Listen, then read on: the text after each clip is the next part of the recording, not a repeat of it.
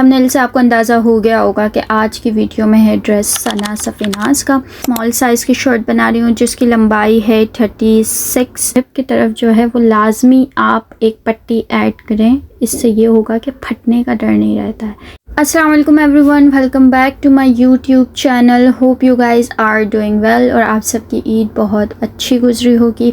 Thumbnail से आपको अंदाज़ा हो गया होगा कि आज की वीडियो में है ड्रेस सना सफ़ीनाज़ का। सना सफ़ीनाज़ का ये 2 पीस ड्रेस है और इसका colour combination is very very very nice. मुझे लगता है बहुत समरी सा, लाइक ये जो वाइट एंड ब्लू कलर है वो बहुत समर फ्रेंडली है, ठीक है, और अच्छी वाली वाइब आ रही थी उससे। और ये जो बिल है मैं देख रही थी कि कितने का लिया, मैंने बहुत पहले लिया था, लाइक इनिशियली जब गर्मी आई थी तब, तो ये कुछ था 2600 समथिंग का।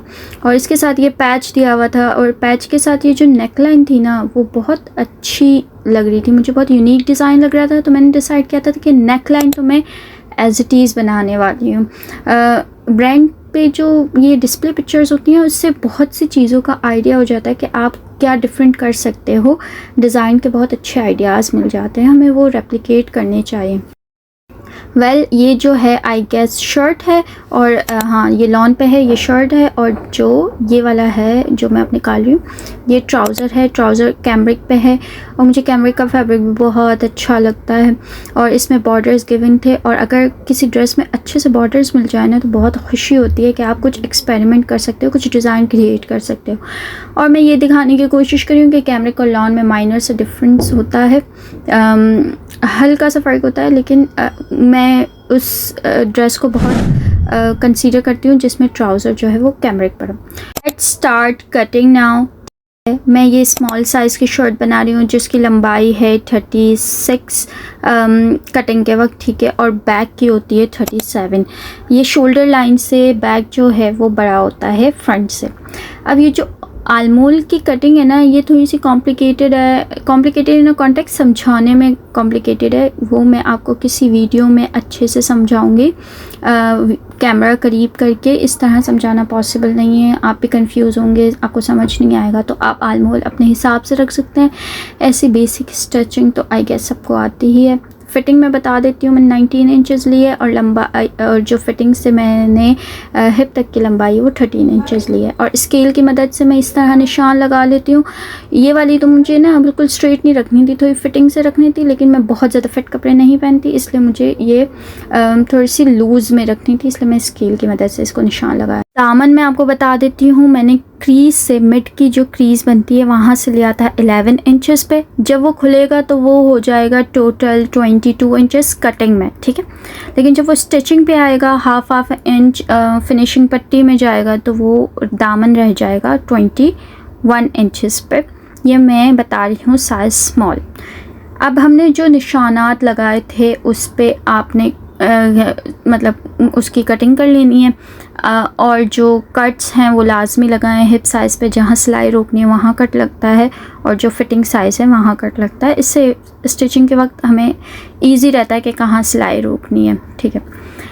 ये हो गई थी शर्ट की कटिंग। शर्ट की कटिंग इज़ वेरी सिंपल, लेकिन इसकी जो लुक है ना वो इसकी पफी स्लीव से आएगी। और इस वीडियो में मेन जो मैं कहूँगी हाईलाइट ऑफ द वीडियो है वो है पफी स्लीव्स, क्योंकि इसकी जो नेक लाइन है मैं as it is display picture बनाने वाली हूँ, इन बॉर्डर्स का भी इस्तेमाल करने वाली हूँ। और जो स्लीव्स है वो मैं पफी स्लीव्स बनाने वाली हूँ, बहुत क्यूट लगती हैं वो पहनी हुई, और इसका कलर भी इतना प्यारा है, बहुत अच्छा लग रहा था पफी स्लीव्स इसके ऊपर। हम चलते हैं अब, शर्ट की कटिंग कंप्लीट हो गई।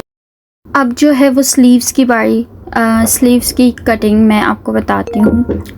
जो पफी स्लीव्स है उसका फॉर्मूला ये है कि अगर आपकी जो लंबाई है जितनी भी आप पहनते हैं उसमें आप 6 इंचज़ एक्स्ट्रा लंबाई ऐड कर दें, ठीक है। जैसे कि मेरी लंबाई है 22 इंचज़, ठीक है, मैं उसमें 6 इंचज़ एक्स्ट्रा लंबाई ऐड कर दूँगी जो कि हो जाएगी 28। अगर आप इतने ब्लेस्ड हैं कि आपका फैब्रिक और ज़्यादा एक्स्ट्रा है लंबाई में, लाइक 30 इंचज़ पे भी जा रहा है, तो आप और ऐड कर सकते हैं। जितनी ज़्यादा प्लीट्स चुन बनेगी उतनी ज़्यादा पफी स्लीव्स अच्छी लगती हैं। अब हम ये क्या करेंगे, ये जो तैयार लंबाई है आपकी 22 इंचेस, उस पर निशान लगाया, 3 इंच लंबाई पे निशान लगाया जो आप नॉर्मल स्लीव्स काटते हैं, ठीक है।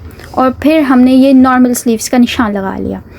अब जो हमने एक्स्ट्रा कपड़ा लिया था ना, एक्स्ट्रा ऊपर 6 इंचेस लिया था ना, वहाँ हम 3x3 का बॉक्स बनाएंगे और उसको, उस बॉक्स की लाइन को 3 से क्रॉस होते हुए लंबाई में हम गोल कट कर लेंगे। ये आपको कटिंग के वक्त ज़्यादा अच्छे से आइडिया होगा कि इसकी शेप क्या आ रही है।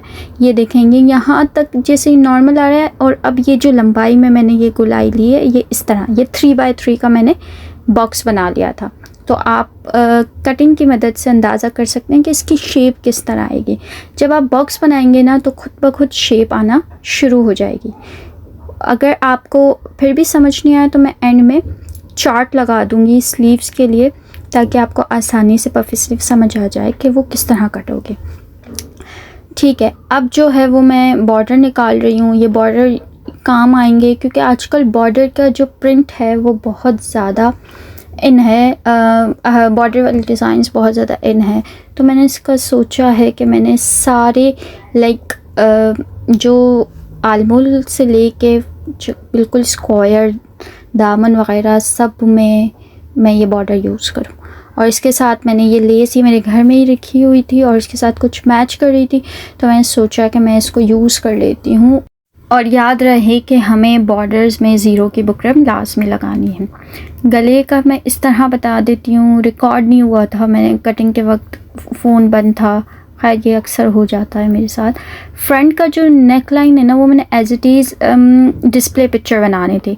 अब जो उसका कैटलॉग था उसमें ये था कि नेक लाइन बिल्कुल आपकी नेक की लाइंस होती हैं उस पर आएगी, बिल्कुल फिटिंग से गोलाई, ये देखें। तो इसलिए मैंने इसकी चौड़ाई ली थी 2.5 क्रीज से, मतलब टोटल 5 इंचेस चौड़ाई ली थी और लंबाई मैंने जो है वो 3 इंचेस पे ली थी। आई नो ये गला छोटा है लेकिन पफी स्लीव्स के साथ बहुत अच्छा लगता है। अब जो हमें लेस लगाने का ये तरीका है कि हमें लेस नज़र ना आए, गुम लेस कह सकते हैं इसको, गुम तरीके से लेस लगाने का ये तरीका है कि आप लेस को पहले ही स्टिच कर लो आपके गले पे जिस पे आपने फ्यूज़ किया है नेक लाइन पे, ठीक है। और इसके बाद जो नॉर्मल आप गला बनाते हैं गोल, सेम एज इट इज़ उसमें ऐसे ही बनाना है, बस वो लेस ऐड हो जाएगी, ठीक है। अब जो आपने मार्क के अकॉर्डिंग गोलाई पे सिलाई लगाई है उसका 1/2 इंच का मार्जिन छोड़ के आपने गोलाई कट कर लेनी है नेक की, और उस पर कट्स लगा लेने हैं। कट लगाना बहुत ज़रूरी है। जो हम राउंड शेप के नेक बनाते हैं उसमें कट्स लगाना बहुत ज़रूरी है ताकि फोल्डिंग में इजी हो। फिर आप इस पर वाटर स्प्रे करके प्रेस करेंगे ना तो वो बिल्कुल बैठ जाएगा, लेस पे बैठ जाएगी और ये बिल्कुल प्रॉब्लम नहीं करेगा। कट्स लगाना लाजमी है, ठीक है। अब मैं बताती हूँ बैक का गला। जो हम छोटे बच्चों के गले बनाते हैं ना पीछे से लूप वाले सॉरी, एक लूप लगता है, तो हमने इस ड्रेस में ये वाला गला बनाना है। जैसे चौड़ाई है 5 इंचेस की, ये मैं लूप बना रही हूँ बाय द वे क्योंकि उसमें बटन लगेगा और लूप लगेगा ताकि हमें खोलने में आसानी हो। चौड़ाई जो है वो है 5 इंचेस पे, तो लंबाई मैंने इसके लिए 3 इंचेस पे गोलाई है, और ये जो लेंथ आप देख रहे हैं वो 3 इंच एक्स्ट्रा कर लें आप, ठीक है। फिर उसको इस तरह मैंने एक्स्ट्रा मार्जिन को स्टिच करके और इसको बैक के फैब्रिक पे लगा देना है। मैंने लूप पहले ऐड की थी, ठीक है, ताकि वो लूप की भी सिलाई हुई ना नज़र ना आए, गुम सिलाई हो जाए लूप की भी, ताकि प्रॉब्लम ना करे वो वॉश होने के बाद। इसकी जो शेप के अकॉर्डिंग जो निशान लगाया है उस तरह ही जैसे फ्रंट पे बनाते हैं वैसे बैक पे भी हम कट कर लेंगे। अगर बैक पे ना अक्सर होता है ब्रांड्स वगैरह में भी फ्यूज़ लाजमी यूज़ करते हैं, हमें भी करना चाहिए, लेकिन अगर घर के कपड़े हो तो ना करें, लेकिन अगर इस तरह के शेप कट करने हो तो फ्यूज़ लाजमी। और ये ज़ीरो की बुकरम में इतनी इरिटेट नहीं करती। इसको कट करने के बाद इससे भी वाटर स्प्रे करके आप आयरन कर लें और इस पे स्टिचेस लगा लें। चाहे तो हैमिंग कर लें, हैमिंग का इतना टाइम नहीं होता। ये कॉर्नर्स कट करें लाजमी ताकि फोल्ड में ना ये कॉर्नर से ना प्रॉब्लम ना करे, मोटा मोटा ना लगे वरना स्टिच का धागा टूटता है। I know it is very minor detailing but it will be very helpful during stitching especially। मैं किन डिटेल्स में पड़ गई, आप जो है वो कट्स लगाएं ज़रूरत के मुताबिक जहाँ ज़रूरत है, देन उसके फ्रंट एंड बैक को आपस में शोल्डर की मदद से जॉइन कर लें। शोल्डर की मदद से जॉइन करने के बाद आपने ये करना है कि आपने प्रेस से फ्रंट एंड बैक का जो नेक है वो अच्छे से बिठाना है प्रेस की मदद से, और देन उसके ये देखिए किनारे पे स्टिचेस लगाने हैं। किनारे पे स्टिचेस लगाने के बाद आप चाहें तो इसमें हेमिंग भी कर सकते हैं। हेमिंग बहुत ज़्यादा क्लीन लगती है, लेकिन आप सिलाई भी लगा सकते हैं अगर टाइम बचाना है तो। हेमिंग में टाइम ज़्यादा लगता है। मैंने इसके जो फ्रंट और बैक, फ्रंट पे जो है वो ऐसे किनारे पे सिलाई लगाई थी, ठीक है, और बैक पे जो है वो मैंने एक बुट की और शेप के अकॉर्डिंग सिलाई लगा ली थी, क्योंकि बैक इतना नज़र नहीं आता, उठ के नहीं आएगा अगर मैं सिलाई लगा लूँगी तो। और फ्रंट पे भी हेमिंग की इतनी ज़रूरत नहीं पड़ेगी, क्योंकि आपने देखा है वो नेक लाइन पर वो फ्लावर लगेंगे तो उसकी मदद से वो बैठ जाएगा, फिर वो भी उठ के नहीं आएगा। खैर, अब हम जा रहे हैं फ़िटिंग की सिलाई लगाने। फ़िटिंग अकॉर्डिंग टू शेप जो हमने कट किया है उस शेप की हमने स्टिचेस लगाने, ठीक है। और सेम हम फ़िटिंग की सिलाई दूसरी साइड पे भी लगा लेंगे। मैं इसमें एक ही दफ़ा दिखा रही हूँ, आपने ऐसे ही रिपीट करनी है दूसरी साइड पे। फ़िटिंग की सिलाई लगाने के बाद हम बॉर्डर लगा रहे हैं, क्योंकि ये बॉर्डर ही हमारी फिनिशिंग पट्टी भी, अलग से हम फिनिशिंग पट्टी नहीं कर रहे हैं इसमें। तो ये जो हिप साइज़ है वहाँ पे कट लगाना है, और सीधी साइड पे हाफ इंच जितना प्रेस करके आपने फोल्ड कर लेना है, ताकि आपको बॉर्डर लगाते हुए परेशानी ना हो। सेम कलर का थ्रेड लगाएं, और जिस तरह मैं बॉर्डर लगा रही हूँ आपने उसी तरह बॉर्डर लगाने हैं। इससे बिल्कुल नोक जो है ना बिल्कुल बराबर और फिनिश्ड लगेगी। ये करना इतना मुश्किल नहीं है। और चाक की तरफ जो हिप की तरफ जो है वो लाजमी आप एक पट्टी ऐड करें। इससे ये होगा कि फटने का डर नहीं रहता है। ये मैं बहुत सारी वीडियोस में ऑलरेडी बता चुकी हूँ। मैंने पहले एक साइड कर ली थी और इसके बाद मैं दूसरी साइड मैंने रिकॉर्ड की। आपने ये दोनों साइड पे करनी है, मतलब मैंने फ्रंट साइड पे भी ये किया है और बैक साइड पे ये किया है। और ये इसलिए हो सका है क्योंकि बॉर्डर अच्छे खासे गिवन थे। और मैं आपको ये भी बता दूं कि ट्राउज़र के बॉर्डर्स जो थे वो मैंने ट्राउज़र के साइड में भी इसी तरह साइड पे लगाए हैं। जो साइड की सिलाई होती है ना फ्रंट एंड बैक की जॉइनिंग वाली, वहाँ पे भी। खैर ये एडिशनल है, आपको फिनिशिंग पट्टी देख के, बॉर्डर्स को जिस तरह मैं लगा रही हूँ देख के अंदाज़ा हो रहा होगा। जब आप ये वाली सिलाई लगाएं ना, ये पहले प्रेस से भी बिठा लें, ताकि ये भी ना मतलब नीचे से कपड़ा ना खींचे और सिलाई बिल्कुल आराम से है। प्रेस बहुत ज़रूरी है अच्छी सिलाई के लिए।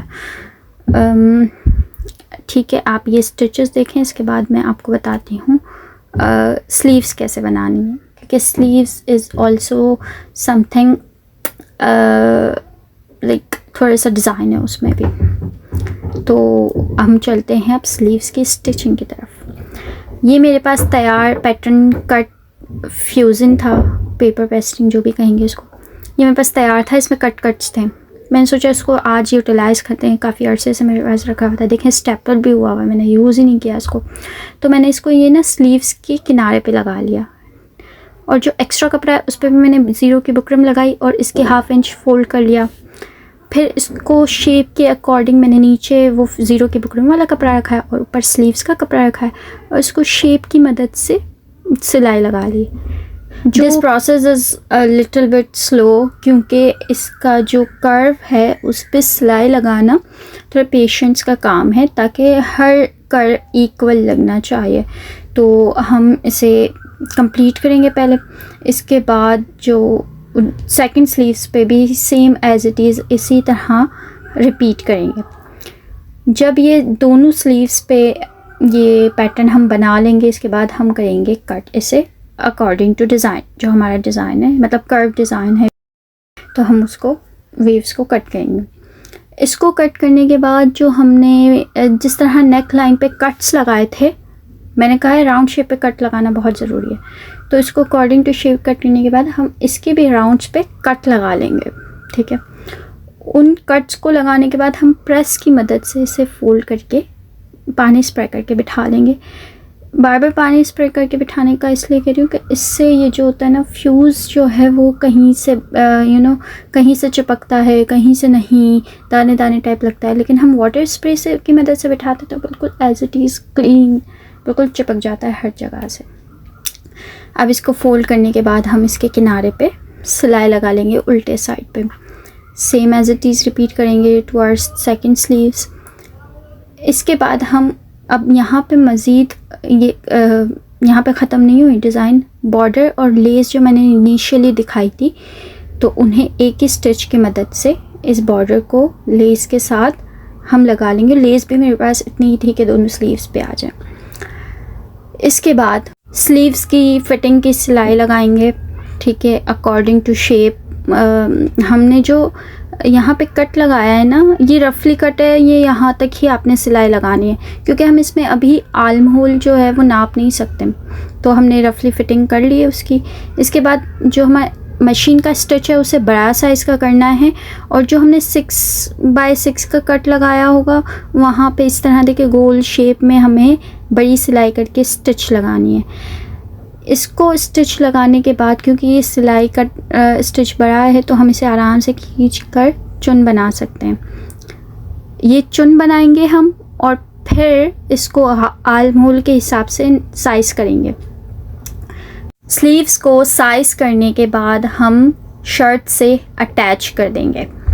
एज सिंपल एज दैट, जैसे हम नॉर्मल स्लीव्स को करते हैं इसे भी कर देंगे। अगर प्लीट्स थोड़ी आगे पीछे रहे हों, आप उसको ठीक करते जाएं और स्टिचेस लगाते जाएं।